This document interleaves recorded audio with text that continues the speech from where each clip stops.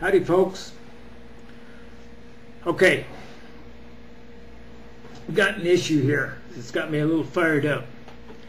I've just watched several videos from these hardcore partisan hacks that on the one side, oh, if you don't support Obama, you're an idiot. You're brain dead. You're stupid. And on the other side, yeah, if you don't support McCain, you're an idiot. You're brain dead. You're stupid. Guess what? For those of you who think that way, you're the ones who are brain dead. You're the ones who are stupid. You're the ones who are idiots. And you're the ones who are dividing this country so badly between left and right. You're the ones that are creating so many problems that we can't get along and get anything freaking done. Now, if I say I support Obama and some McCain guy comes along and says, you're an idiot, you know what he's doing? He's saying, you're an idiot. I don't have to listen to you. You've got no brains. Therefore, I don't even have to look at the reasons you support Obama. I don't even have to consider whether they might be valid issues. If I say I support McCain and some Obama guy comes along and says, oh, you're an idiot, he's doing the same thing. Totally dismissing anything I've got, any of my reasons that I might have for supporting McCain. No, you're an idiot. I don't even have to think about it. I have my reasons for supporting the candidates I do. Now, I'll be straight right here. I can't support Obama. I'm sorry, I can't. There's several reasons, but there's three key issues. One is abortion. And I'm not a single issue guy. But these are very important issues that influence my decision when choosing a candidate. I'm pro-life. I believe life begins at conception. Okay? It's very difficult for me to support a pro-choice candidate. Second, I'm definitely pro-gun. Obama's record on gun votes is horrendous, in my view. I have a real hard time supporting any candidate that votes against gun rights, votes for gun restrictions. Okay? Third, the war in Iraq.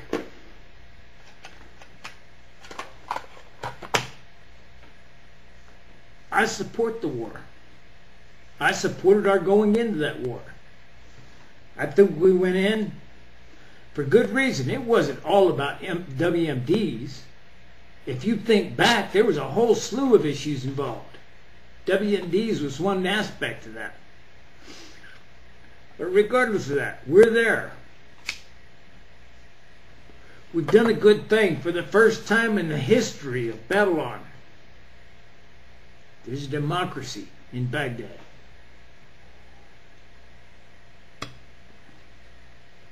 That's good. That's something worth fighting for.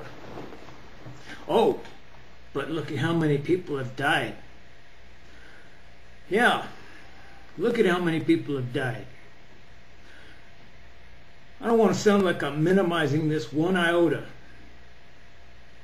And y'all ought to realize that I get a newsletter every month from the Marine Corps that lists every Marine that has died that month. Every single one. Okay? I don't know if the other branches have a newsletter like that, but the Marine Corps does. And that's the Marines who have died in Iraq and Afghanistan, as well as the Marines who have died, you know, just out in the world. Okay? Retired Marines, Marines who served for and then got out, that sort of thing. When I die, my name will be on that list. And every Marine that gets that newsletter in the country will see my name on that list. And people that know me will know that I died.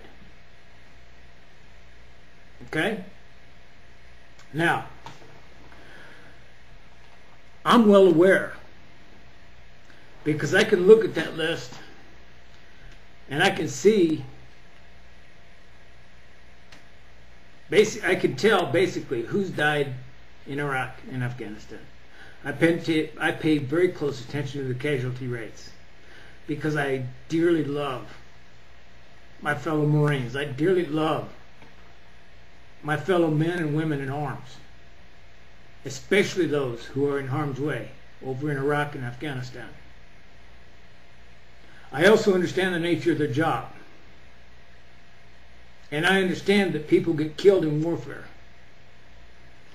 And I believe freedom is worth it, even if it's not specifically our own freedom. If this Iraqi democracy survives and thrives,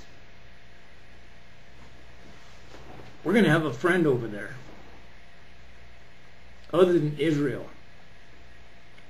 And here's something that you might want to consider. I can't think of a single case in history where one democracy has attacked another. Now, communists have attacked communists. Fascists have attacked fascists. But I can't think of a single case, and I may be missing one, but I can't think of a single case where a democracy has militarily attacked another democracy.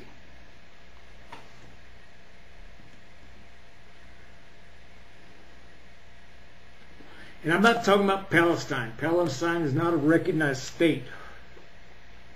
And Hamas has never ceased its war against Israel, which it calls the Zionist occupying entity, I guess. Doesn't even recognize Israel as a state.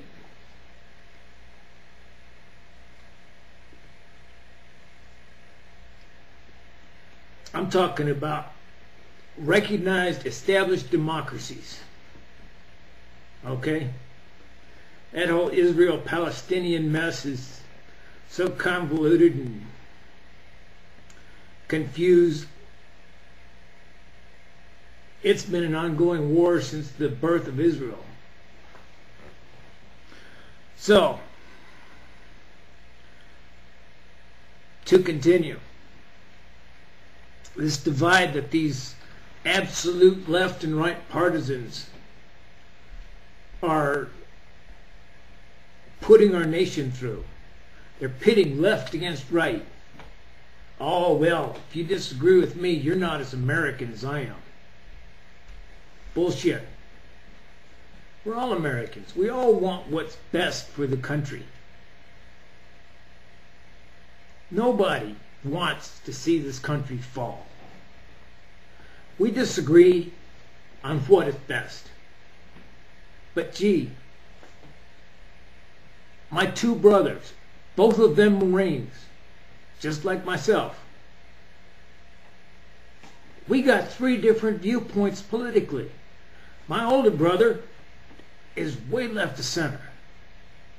My younger brother is straight down the middle.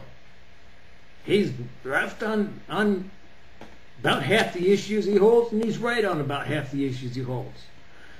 I'm conservative for the most part. I'm right of center. My older brother comes over to the right on some issues. I go over to the left on some issues. But here's three people that were born into the same family, raised by the same values, have the same basic background, a military background, and we each have three different political standards. We have 300 million people in this country. Is it surprising that if three brothers can't agree, that we might not have agreement among 300 million? I mean, come on, folks. Don't let these far left and far right partisans divide the rest of us. Okay? We disagree on certain issues, yes. Gee, isn't that great that we have the freedom to do that? Nobody's worried about going to jail because they voiced their political views on here. The only view that's illegal to voice is a desire to assassinate a public official. And that ought to be illegal.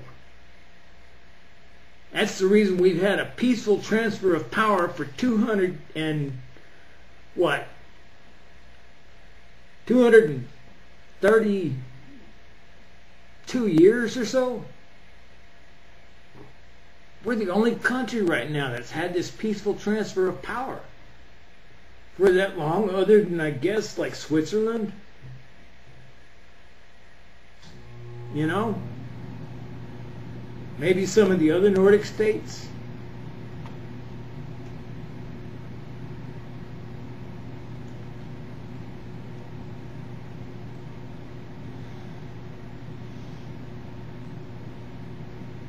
This is the most divided that I've ever seen this country in my lifetime, and that includes the Vietnam War era. The political divide is so wide right now. You know, even back then, during and immediately after Vietnam,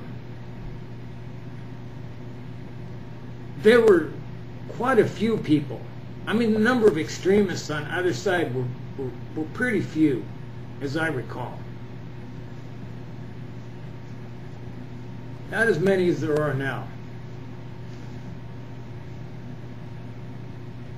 Now, and I think a lot of it has to do with this, 5-minute news cycle that we've got with the various talking heads on cable TV and such. Now we've got the right-wing partisans and the left-wing partisans all spouting off the worst they can come up with, real or not, about their opponents. And then their little minions repeat everything they say, repeat every rumor, doesn't matter if it's true or not, just so long as it makes the other guy look bad. And it's bullshit. So, here's the bottom line. We're all Americans. If you don't realize that, and if you don't realize that whether you agree with me or not, I have reasons for the views that I hold, just like you do. If you can't accept that fact, you're the idiot. If you expect everybody who is intelligent to agree with you, you're a little over enamored with your own intellect and a little bit too dismissive that maybe others might have valid reasons for believing and supporting the issues that they do. We disagree. That's why we elect the government, and we support the various candidates, and they in turn legislate. They talk with each other, at least they're freaking supposed to talk with each other and compromise and try to come up with solutions that will at least kind of sort of make everybody happy, meet everybody's needs. Okay? Nobody is going to please everybody all the time. It's impossible. There's this little thing called compromise. Okay? That's what our legislators are supposed to do. Now, for 6 years of the last 8, the Republicans held control of Congress. They didn't hold a controlling majority, though. Gee, the Democrats were obstructionists. If they didn't like a bill, they would be pull all these stupid little tricks to keep it from coming to a vote. And the Republicans spent 6 years going, oh, that's dirty tactics, that sucks. And they were right. Now the Democrats hold the majority in Congress. They don't hold an overwhelming majority, though. And the Republicans are doing the exact same thing the Democrats did, that they used to complain about, and now the Democrats are complaining about it, going, oh, that sucks, it's terrible, it's unfair. And they're right. But both parties do the exact same damn thing. They both suck. That's why I'm an independent.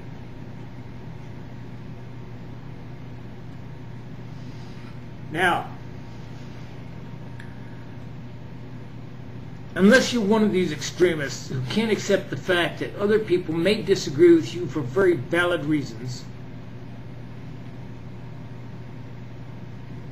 I hope this will get through to you that we're all Americans. We all want what's best for this country. We just disagree on the things that are best. So vote, like I said in my last video, vote for the guy that you think best. And in response to that one person, if the guy that you don't like, if you think everybody on the main ticket is bad, vote elsewhere. Like some comic Jim said, write in your vote. Okay? Do a write-in. Or select another candidate. You got Ron Paul. You got, hell, I don't know who's running for the communists. You know, that's the other extreme. You've got the libertarians on the far, far right. You've got the communists on the far, far left. And you've got other candidates scattered all throughout. Oh, I'm sorry, wait a minute. Ron Paul is not the libertarian. That's Bob Barr, I believe. I may be wrong on that. I think it's Bob Barr is the... But there's three choices right there. Whoever the Communist Party candidate is, vote for him. If you agree with his views. If you like Ron Paul, vote for Ron Paul. If you like Bob Barr, vote for Bob Barr. Vote for the candidate you like. I'm leaning McCain. I don't know if I'm going to vote for him or not. I may vote third party again. He's got to earn my vote. And it's not a thrown away vote. No vote is thrown away. The only way to throw your vote is not to cast it. Alright. Sorry for the rant, but these idiots that, oh, if you don't like my guy, you're a dummy. You're brain dead. That's bullshit. Those are the guys that pull the lever and say, I did my job. Ignoring the fact that down the ballot, there's a Democrat on there, assuming it's an Obama voter. There's a Democrat judge on that ballot that is pro-life. And they've just voted for a guy that they don't like. But they haven't bothered to research that. Just like there's a Republican, pulls the lever for the Republican ticket, doesn't bother to look down the ballot and see that, oh my gosh, there's a Republican judge that's pro-choice or anti-gun or whatever his issue may be that's important to him. You got to vote for the individuals. If you just pull that party lever, you're voting. Congratulations. You're just not doing it with any real thought. Okay? You're just voting for a general party without looking at whether the individuals that are members of that party on the ballot actually hold to the party values or not. And a lot of them don't. They join the Democrat or the Republican Party because that's the most advantageous for them at that moment for getting elected. They'll tag their name onto the Democratic ticket because they think Obama's going to win. And they know there's a number of people who just pull that lever for the Democrats. The same thing with the Republicans. They think McCain's going to win, so they tag onto the Republican side, even though they don't hold the Republican platform standards, beliefs, I should say. They just want to ride along on McCain's vote coattails as far as those people to just pull that one lever for the entire ticket. Anyway, sorry for the rant, but watching those videos tick me off, man. I hate that crap. We're all Americans. Every one of us wants the best for our country. Every one of us, can't say that, most of us, do a little thinking before we choose our candidate. We may disagree on certain issues. That's going to happen. So we're going to choose different candidates. Gee, I don't think there's anybody... Well, no, I'm sorry. I know that there's nobody in the history of the United States that has run on an opposed ticket that has ever won election 100%. This isn't Cuba. This isn't China. This isn't North Korea, where they put some paper guy up on the ticket and then say, yeah, I won the vote with 99% of the vote. But that was because I had my guys standing outside the ballot with guns, watching people vote. We have the secret ballot.